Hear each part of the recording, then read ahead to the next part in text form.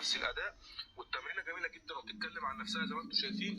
اهم حاجه انتوا بس اهتموا بنفسكم عشان خاطر نفسكم وما تسيبوش نفسكم يا ابن اللعيبه. بعد كده تقولوا يا ريتنا كل حاجه. دي فكره بجنيه الا ربع. شويه حلل واعمل رياضه واخس. شايفين كده.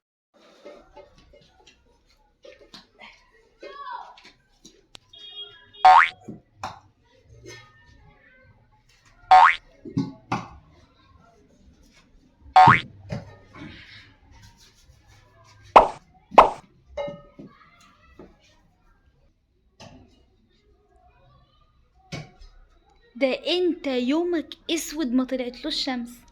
انت بتعمل ايه في الحلال يا فتحي؟ لا بخس. بتخس؟ بعمل رياضه. ده ايه ده يعني انت موقفهم طابور كده ليه يا بابا؟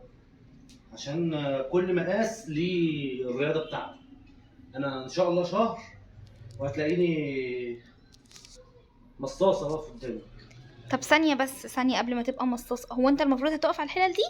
اه. اقسم بالله الكابتن عاملها على الحلل. الكابتن عاملها على الحلال؟ هوريكي ماشي. هو توريني؟ قسما بالله يا فتحي لو رجلك اتحطت على الحله ارفع عليك قضيه قايمه.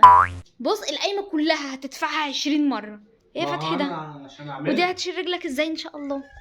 لا دي هتستحملك؟ بص بقى انا هعمل لك احلى تعالى بطط لك دماغ. الا الحلل يا فتحي كله الا الحلل. ممكن اخليك تدفع ما تخسش، انا بحبك مقلبص كده. حللي لا، حللي لا، خدوا عيالي بس حللي لا. ده انا ما بستحملش عليهم حاجه، ده انا بخاف يتجرحوا تقوم انت جايبهم وتتبطط عليهم. ما هو الكابتن هو اللي عامل حلل. لو كان عامل حاجات تانية كنت جبتها. انا مالي، هو حلل ومش غاليه عليه. بقول لك ايه، قوم شيل الحاجه مكانها. قلبي بوليس. طيب انت ريه؟ انت ريه؟